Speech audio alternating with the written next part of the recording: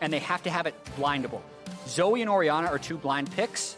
Orianna is something Power of Evil has been good at in the past. There we go. All right, it's going to end up being his first Orianna of the split, but as you mentioned, yeah, has played this champion plenty times before.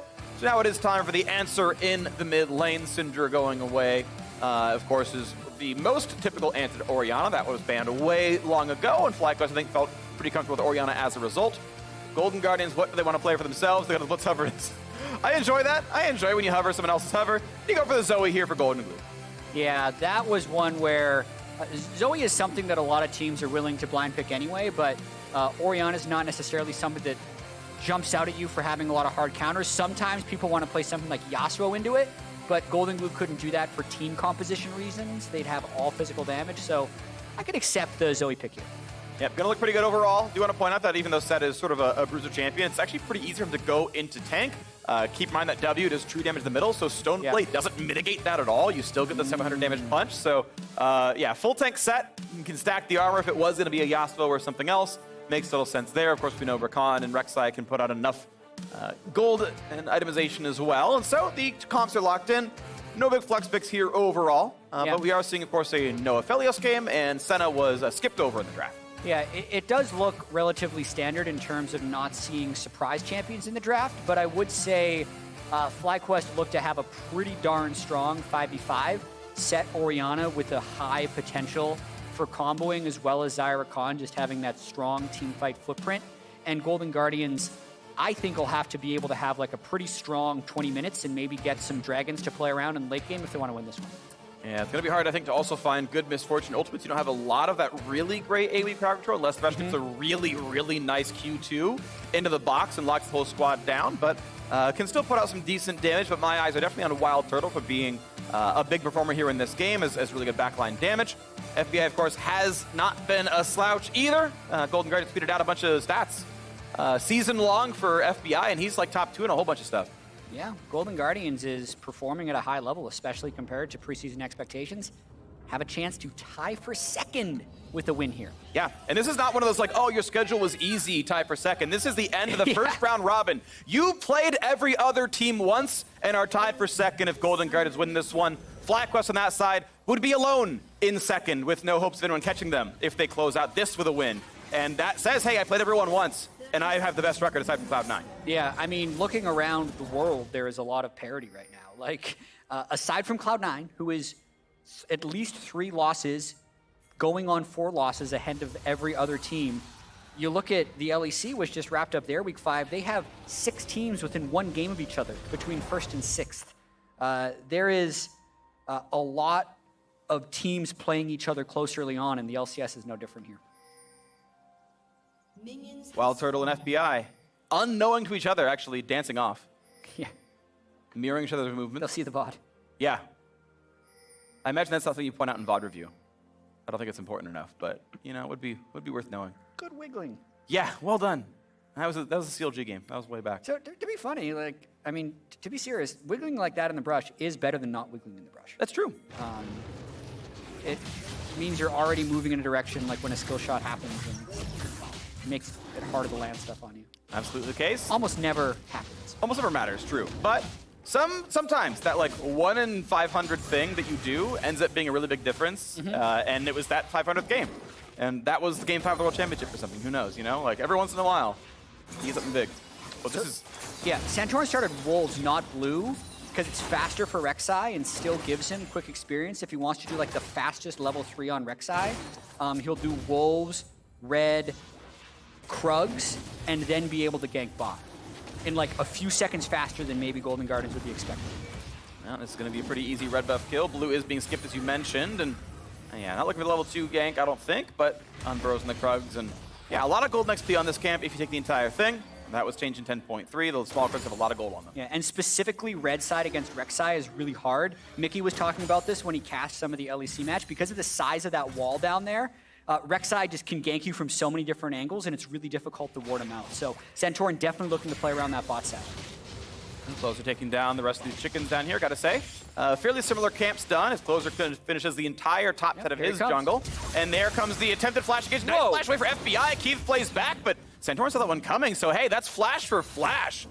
Good reflex on FBI. Really quick reactions there by FBI. Kind of knew that, hey, there's a Rek'Sai here, we got to be careful. The closer isn't actually in position to cover yet, but Santorin can't know that and kind of has to back away while FBI really wants to stick around to get this cannon CS. All right, does end up being flash for flash overall, though I'd argue MS Flash is really, really valuable here. Yeah. And they can look to fight for the Scuttle Crab. Now, both junglers are level 3. Despite the one camp lead for Closer wearing a blue buff, that's not that important as Hanser can't quite get the damage in a Viper as top is pushed in. And if Hanser CS as well, should be tying up that farm.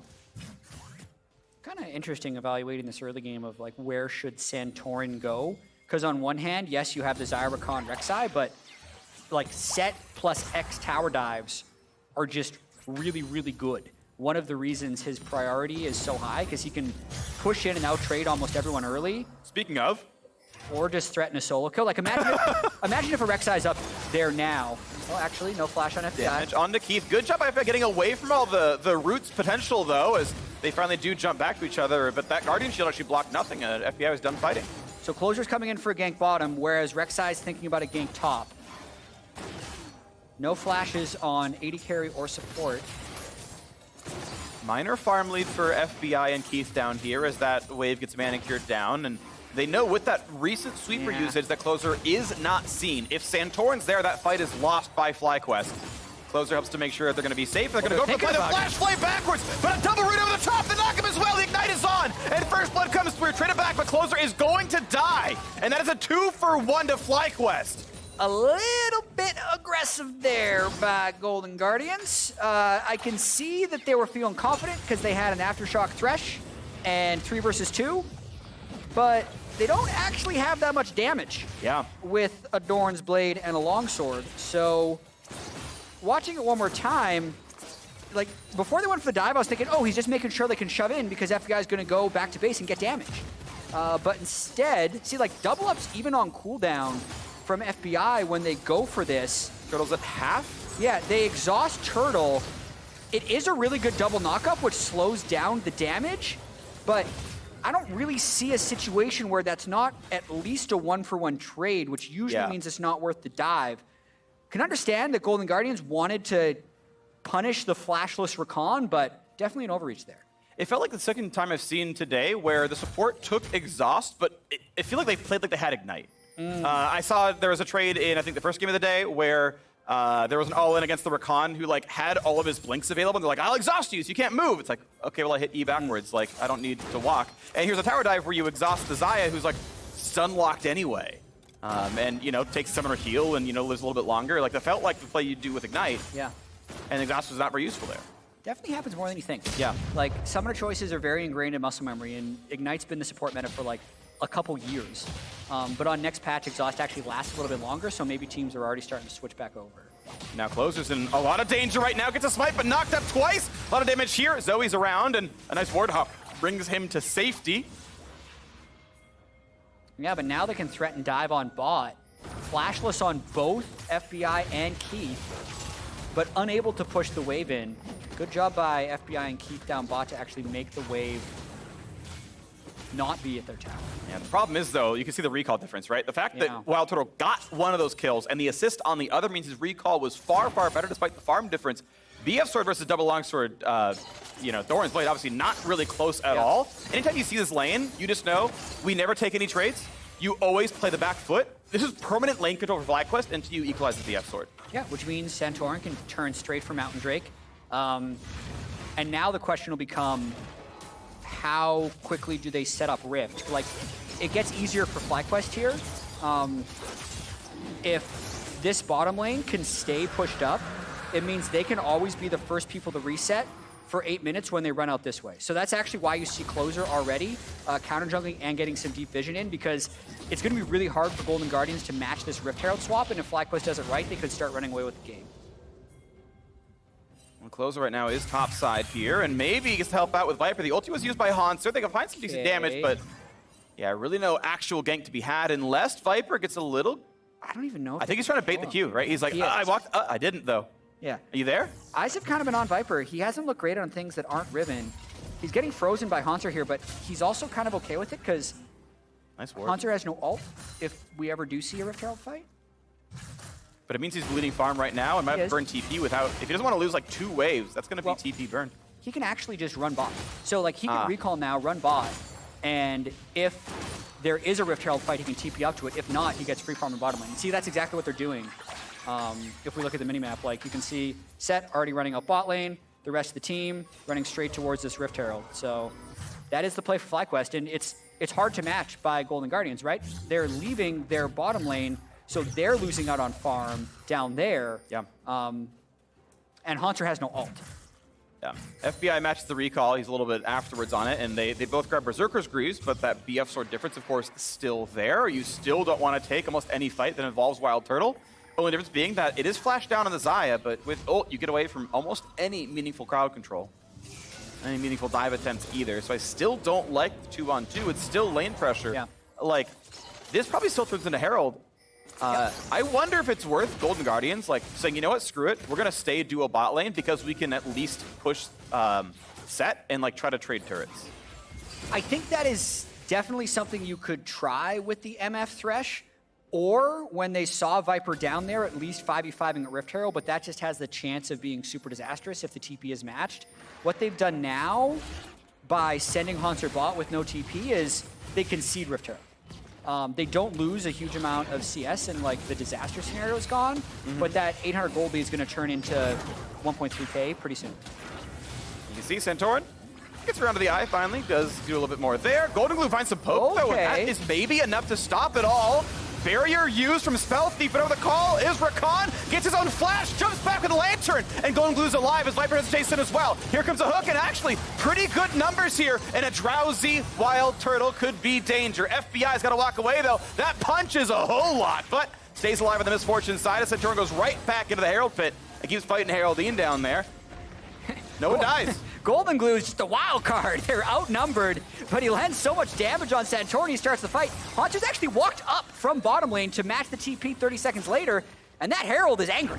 PoE is ulti-less, and that's maybe a small thing for Golden Guardians here, but they do manage to stop the Herald play. They bleed the teleport out of Viper, and I mean, Haunter keeps his CS lead, and Top got closer to equalizing. And now, Haunter's going to have TP advantage on Viper, which means FlyQuest can't actually do it. What a fascinating series of events. Nice keep running. Yep, Moby's now down, but can't be caught anyway. And I think a lot of that is predicated on Golden Glue finding that first poke and then managing to take Barrier and take Flash and get the hell away. Yeah, the escape was something else, actually. Yeah. Just like double flash over the Raptor wall to avoid Viper's flank and Ignar's flank. Ignar had like amazing teamfight positioning. That was so close. So close to being just a wipe for Golden Guardians, but instead, they actually gain some CS tempo and prevent Rift from going down. And you mentioned the gold difference being 800 when Herald was started. The gold difference now is only 3. Oh no, he missed! That's not in the brush! The control ward? Yeah! It's definitely not in the brush. That is a feeling I know very well as someone who has to ward lanes. Now Wild Turtle still has ulti though, gets exhausted. There's the ult finally coming down. Keith! Oh, that's so much damage! Yeah. A solo kill in the 1v2 for Wild Turtle. Burns everything, but worth. 100% worth. Keith was trying to do that sweet outplay of like, ooh, I know he's coming out while my hook's landing, but isn't necessarily looking at his own health bar there. You can see, this is, by the way, I want to point something out. Well, we got this going on right here, though. The quick replay is Turtle. Exhaust him for the slow, I think. Yeah? Yeah. But, also the fact that the turret just tipped on Keith, that's a whoopsie. That is a misplay right there. So this graphic, by the way, I want to point out, this is why I think gold difference is a way better stat than CS difference. Because Closer went and got a kill and did some stuff, right? So even though he's down in farm, he's actually done a lot of stuff for the squad. Has had a very eventful early game. Okay, that dive was a little, XD, maybe we'll say, because it was 2 kills. But Ignar now going to find a teammate, and Keith, that's going to be ISO death number 4. Can he get back? Okay, he gets the squad, but it's still a death coming through. The kick doesn't do a whole lot of much. And Keith definitely overstayed onto that one, but there might be a re-engage. Nah, it's not going to be any good. We may have cast or cursed Keith a little bit in the pregame. You know, maybe. He's 0-3. Yeah. This is looking more like week 1 or 2 Keith and less like week 3, 4 Keith. So far, at least in the past little sequence of events, he'll need to find a way to kind of untilt a little bit here, because this is a hard game, right? They're against a Rek'Sai who can see you even if they don't have wards. And also, the overall team comp for Golden Guardians, it is really hard for them to actually manufacture fights. So Keith is going to have to press a little bit, but he can't make plays like happened up in the top lane or have those deaths where the other team doesn't need to actually sacrifice that much to get you. Yeah, a couple of oversteps, unfortunately, and that is, you know, the aggression sometimes a bit more than he needed as Power People clears the mid lane once again. He's got to have a lot of money on himself. Yeah, 2,500 as he goes for the recall. It's going to be a nice power spike in there, as we'll probably see the Luden's Echo or something similar. Boom! It's like he built the standard mid lane item that everyone always buys. How could he have known? Nice bit of knock up there as Viper regens about 700 health per second and goes back to full. Yeah, Hanser needs to keep this pressure up because not much else is working for Golden Guardians right now. Even when they get to teamfight phase, as we mentioned before, it's going to be tough. This is very much in the control of FlyQuest right now with the 2 Drake lead as well as having the gold and actually being able to threaten, at least threaten this Rift Trail. It's not on vision, so they have to kind of face check to get in there. Even if Hanser could TP in, they have nowhere to go. No, it's going to be a pretty clean hero pickup this time around. 14 minutes in, so no plates to crack, but a turret in and of itself still obviously valuable. 650 total with the first turret gold on top, and that's going to be, you know, about half of the gold lead they already have right now. So pretty good extension there if they make it one happen. Is would double up and Closer's waiting in case there's something aggressive. Of course, sadly for him, he's sitting on a ward. I wonder if we're going to see any PoE specials on Orianna this game. Because he used to be the guy who had, just misses those, good ward. PoE used to be the guy that did the Nashor's Orianna. He also used to be like a lot of Ages Orianna, other stuff. This will likely just get the turret. Luden's is a very standard open, so I don't really know if there's much deviation to have from there. Sadly, I think we're not going to get it. Yeah, I always got to keep my eye out for PoE with weird builds. I mean, we've seen, well, he had a Cinder game, right, where he was, okay, there's a fight, we gotta wait for that one. There's DP in as well. This is Golden Guardians going for broke, charmed up, knocked up, but there could be a nice engage. The flay onto 2! Bullet time over the top, at least a kill picked up, but it cost them a lot of summoner spells for that play. Yeah, Turtle didn't have mana to ult either throughout the end of that. Oh, Golden Glue! Woo! PoE with the solo kill! Big time play by PoE. Everything gets invested up top, but now the map pressure is totally gone. Not only does PoE still have a lot of resources after that kill, Viper has the free time to push bottom after Hanser teleports. So FlyQuest get even further in the lead. Looking like sole control of second place is about to come in for FlyQuest here as they move towards 6 and 3. Let's see how PoE pulls this off. So he has the mid lane pushed. And he says, Golden Glue, you can't walk over there. Golden Glue, buddy. Can't walk over there. Flash like the whole time. Thinks heals enough, it's not. If he could have flashed the chicken pit at any point in time, thought he had the health. Yep. Misplay by Golden Glue for sure. Yeah. All right, Jat. Yeah. Do you want to talk about Morellonomicon and Leandries and Haunting Guys versus Oblivion Orb? That's all you, buddy. Okay. I do want to hear it, though. I know you've been doing a lot of math. I spent like 4 hours yesterday starting to math out ability power ratios and stuff. I'm not done. Essentially, the short part here is Haunting Guys versus Oblivion Orb. Similar cost, similar stats. The TLDR is if your opponents have like under 40-ish magic resist, which is like any ranged champion without buying MR, Oblivion Orb is better. Assuming you're playing a fight so long that your Haunting Guys has the full 10% damage amp. If you're not playing, you know, a 4-second long team fight, restacking the damage, then Oblivion Orb is better at like 70 MR. Yeah. Do you want to hear current MR values from top to support? Hanser, 44, Closer, 41, Golden Glue, 42, FBI, 34, and then Keith with the no magic is at 57. Okay, so right now, if you snapshot the game, which is not fair for all cases, Oblivion Orb is objectively a better item for power people. Yeah, he'll just do more damage in all cases. Yep. But as time goes on, Leandries is arguably a better item than Morellonomicon in a lot of cases, and you can kind of go on from there. But the red buff sadly resets, lassoed back into the pit. Yeah, so you think right now the Oblivion Orb is just a better choice for PoE? Yeah, if you were to like, we fight it for 17 minutes and the game ends, like then, you know, that's a very simple and oversimplified situation. Yeah. But I would also say you're against an Aatrox and 2 summoner heals. Yeah. There's actually a reasonable case for the Morello's Grievous Wounds also being a good build into. I can totally see it. Well, top lane under a lot of fire as Wild Turtle does have to duck the aggro for a second, but no one's even on this side of the map right now. It's a late recall for Zoe, so FlyQuest getting more out of the game. There is something going Golden Guardian's way, which is this Cloud Drake being taken down. There's no pressure there at all. I would take the Cloud Drake over the turret because that would put you on Soul Point. I think it was 8 minutes a game. No, but 18 minutes in, I would do this if I was FlyQuest. I would have liked, again, them to be on the bottom side, but they do get some more gold. They are pushing their lead. It's 3,500 up.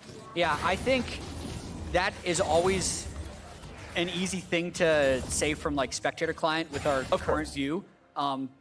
Taking a turret for one Cloud Drake in itself is like, FlyQuest is now further ahead than they were a minute ago.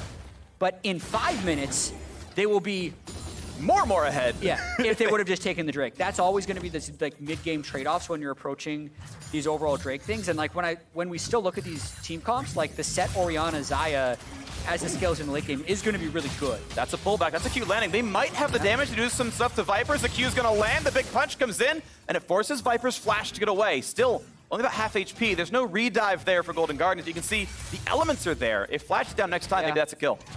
So tanky, and Golden Guardians just trying to generate these plays. No. Oh, that hook! The hook was so good! Takes them around the map, and it finally comes through. Haunts are on the scoreboard for number 2. That's an amazing hook. Yeah. By Keith. Huge play right there.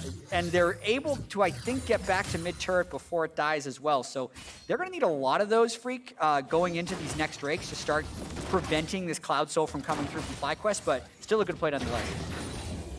And as the mid lane is now being cleared yet again by Power of Evil, who feels very safe. Highest CS of the game by a lot. 2 kills for the team as well. Here comes that play again, right in front of a ward. Yeah, Keith walks straight over ward with his Moby boots, and then, whoo! Mid-tunnel, and then a kick for good measure to get him closer to the rest of the team. Good night, Santorin. Yeah, I think that kick was to try to preempt the possible flash, because as soon as the hook lands, flash to the wall, he's safe. And so you try to time your kick around the time that Death Sentence ends, and that way there's never time for flash. Just the Thresh just like follows through the whole time, just like riding the lasso, like there's a bull out of control. And they get the kill over, nicely done by the whole squad. But it's still a lot of gold to work back from FlyQuest. 3-0 on turrets. They're still up the Drake. They're up 3,000 gold. Still looking like that push towards second place for the team. We'll see. Leandri's Torment, of course, now done for the Orianna. Again, good if your fights are going to be fairly long. And now we can see what the next little move might be. Livinor, by the way, very correct on Zoe. She's very short fight. Yep. Right? You never have time to amp the damage. You're doing single pokes. Oh, that's a big shockwave. That's FBI! Oh, almost opened up in the mid lane. Now, would he be dead with the Morellos right there? Pretty sure, yeah. Yeah. Outright dead with Morellos. Because he's used Summoner Heal. No. Not only would they have reduced the healing, it would have had higher upfront damage. Yeah. Grievous Wounds is like 112 true damage against Summoner Heal. Yeah. Which is like what the full Leandri's Burn does in and of itself. Sweet. Either way. Yeah. You live with the consequences of your choices. Absolutely. Yeah. It does give him better poke, right? If he's landing a single Q and walking away, Leandri's a good poke item. Like the QW over and over again is going to do more damage. Yeah. But if you're trying to one-shot somebody, you know, that's the build. All right. It's all about backline versus frontline. The math roughly lines up to be fairly true in that regard. As Golden Guardians now back out on the map, looking to control a little bit of this bottom river. We've got about a minute and a half till the second Cloud Drake spawns as Golden Guardians stack up their ult cooldowns. It's not useful for the Zoe very much, but everyone else not too bad. As Keith puts some wards over the wall, they take the bottom scuttle. That'll despawn about the time that the Drake comes up, so not going to mean too much overall, but Golden Guardians trying to find their place to stand. I know we've been going on about items a lot, but I do find it interesting how there is Leandri's on PoE and then 2 different healing reduction items on Viper. The Bramble Vest and the Executioner's Calling. I don't think that's necessary. Yeah, I tend almost to agree. Ever. Because neither item is gold efficient by itself, right? You're paying for Grievous Wounds, which in some cases you're not getting value out of. The Bramble Vest argument is interesting because it's like, that's kind of passive Grievous Wounds, whereas Executioners is more active Grievous Wounds because you're choosing who to apply it to rather than just applying it to the people that hit you. Sure. But yeah, the Trinity Force I agree with, for sure. And getting kind of back to the game, 40 seconds to Cloud Drake, I don't know how Golden Guardians get vision. Like, they need to get some type of pick or like... Yeah. Does Keith have enough gold for... He has pickaxe money. Yeah, Keith doesn't quite have enough for stone plate yet, I don't think. Oh, yeah. Sorry, my brain's... Yeah. Keith, 80 Sorry. carry. Yeah, Let's know, look right? at FBI's items. Right? Stone plate will be really big here, but the stopwatch might end up buying a lot of crucial time. Stopwatch watch. Yeah. There's 3 of them in the game, so Santorin, Closer, and Keith all have the ability to buy a bit more time. He's a couple hundred gold short. Yeah, I think Golden Guardians get this up. Yeah, they had gotten that Scuttle Crab, so a lot of that is FlyQuest kind of waiting around that vision. I mean, the Rick's up right now, and I think actually Zai's doing it in full sight. Just doesn't care that Golden Guardians knows because they can't do anything about it. So they get the vision. Doesn't mean much, and we go to Soul Point here for FlyQuest. Yep, 5 minutes delayed because of the Cloud Trait the Golden Guardians picked up while FlyQuest were taking their top lane turret. But complete control the same. Yeah. End of the day, can't really complain if you win regardless. Good little smite comes through for Closer. And definitely does look like FlyQuest are in complete control. We're seeing, you know, little glimmers. There's single kills coming through once in a while, but it often costs so many cooldowns that there's never any follow-up. It's just 400 gold and then the reset. Nice blue up, picked up there with Power of Evil. Now a knockup means even more damage. Hanser is gonna, you know, slap him one more time, but really doesn't matter. Angrily lash out at the duo that stole his blue buff. Fair. I would probably too, but sadly for him, there's not much more that can be done but land a Q that gets regen back up over time. Golden Glue now on a little split push duty, knocking down some of these minions, and, you know, will at least chip away at that turret because he pushed the minion wave in, but he won't even attack the turret once. While we've been talking about Leandries and Morelos, PoE has just been killing every minion. Yeah. 278 CS. Gonna hit 285 after this wave before 25 minutes. Actually sitting on 2,500 gold. Yeah. Without looking, maybe you already did, how much more gold does he have than everyone at home just guessed? Well, too late. Yeah, don't look at the task screen. It was meant to be meant to be a jet stat kind of thing where it's like, quick, I'll give you a hint. It's more than 2,000. Yeah, he's rich. Yeah. So he's clapping right now. PoE, we highlighted him in the pregame. Very much deservedly so. Yeah. And through the mid lane, and honestly, a lot of these lanes, FlyQuest doing a really good job. And they're 3 minutes away from Cloud Soul. A lot of movement speed makes it even easier to engage, and even easier to kite away from anything the Golden Guardians tries to do. Big chunk, by the way, taking out a Golden Glue in the top lane. He went to defend a wave, and that didn't go so well for him. As top is shoved in, and we know top tier 2 is already dead anyway. Very rough game for Golden Glue. I think definitely looking back, need better answers to blind pick Orianna. I don't know what the answer to that is, but it's definitely worth working on. The Zoe has been incredibly ineffective for him thus far. Yeah. And I think FlyQuest's going to play a fairly slow game for the next 2.5 minutes. I think that the game plan is, hey, don't give away Baron, but we don't need to start it for any obvious reasons. I mean, they can if the position arises, but I think it's a very easy bet to go for Dragon Soul. But now they're going to find a hook. They're going to find a very good cleanse, and Keith does have to flash to get away. I think that could have been lethal on him with the follow-through. Yeah. So flash for cleanse. With level 16 recently completed Void Staff. Yeah. Leandries, Lute, and Zori. That shockwave would have done everything. We're doing a whole lot right there. Also want to point out, by the way, Sork Shoes would also be better than Void Staff in terms of like spending 1,000 gold on Magic Pen. Probably on any target except for Keith, because Keith has a lot of MR from the Stone Plate. Sure, yes. Keith actually is fairly tanky, but for anyone else, again, if you're, whatever. We've talked about that topic enough. We can move on. I think there's not much else happening in the game. Okay. So what's your break point? The break point for Void Staff being better than just buying Blasting Wands, which by the way is already bad, is they have to have more than like 70-something magic resist. Yep. And that's like, even if they don't have Sork Shoes and stuff, like that breakpoint goes even farther if they do have any flat pen in the build. So really, it's like Void Staff is actually just not useful here. Literally just like 2 more Blasting Wands is actually a better build path. And again, that's actually suboptimal in any other comparative case. Golden Glue, though, has to be a little respectful. As here comes the squad of Flay backwards, but still a knock up on a Keith. Rooted up, and that's going to be a lot of damage. Tries to get away. Shockwave, though, pulls in Closer. 1 for 0. Gets some damage, but a big root comes over the top. Hanser tries to buy some time, but not nearly enough. The dunk, the flash, the pullback, and it's a whole lot in for Viper. Golden Guardians forced to run. It's a 1 for 3 in favor of FlyQuest. Big play from Viper at the end of that fight after his jungler had gone down. It looked like Hanser was trying to make noise, right? He's been farming all this time, 260 CS, flies in the team fight. But going back to the start of this, yes, Keith gets the hook, but then Ignar does kind of this nice reinitiation, and sure, they get Santorin, but Shockwave takes Closer so low, pops a stopwatch, and nice root through by Turtle at the end there. great job by Viper being able to secure that last kill as well. Chase through pretty easy, and we know that Drake's coming up in just a second after that fight as well, so it's going to be really pretty easy for FlyQuest to get a nearly game-ending buff, infinite duration, 10% bonus movement speed, and then a bunch more when you press R, and that's going to come up in 15 seconds. And the last time around, we knew Golden Guardians could come nowhere near that side of the river. This time around, they might have to try. Yeah, and the flash check on Golden Guardians is bad against the Shockwave right now. Only closer has flash available. So going into a control-warded space, really sketch. No stopwatches either, just the stone plate, which is only going to be so much with 2,000 health. And watch the flank, good control ward. Okay, there's the knockup though, puts on the F-Shock as well, but now Keith's going to be down that Keystone for about 20 seconds. I'm a little surprised the Wild Turtle isn't just hitting it, but yeah, now they'll turn, because they can just kill it so quickly. And Keith has to lead the way in without Aftershock. Lands a Q, but they couldn't even go onto the support, so if you're going to... Yeah. They don't know where anyone is. Yeah, and the flinch comes through, they walk away. Dragon Soul now on FlyQuest, and this might just be an easy re-engage. They got movement speed, they've got crowd control. FlyQuest may just take the fight because they can take it.